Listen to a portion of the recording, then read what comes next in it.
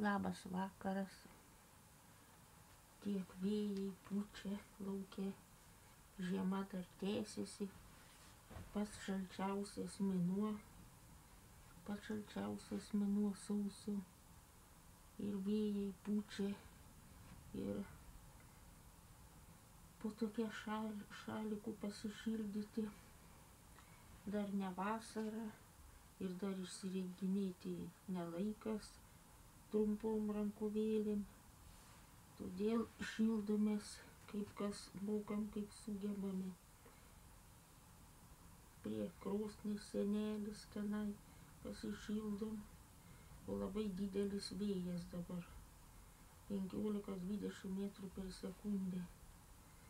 Ir su tokiu šaliku tai šilta, užsidengi šilta, o išsirenginėti dar ne laikas, dar ne vasara ir dar reikia apsirengti, kad nesušaltume, nesušalkit, būkit sveiki, laimingi ir patenkinti.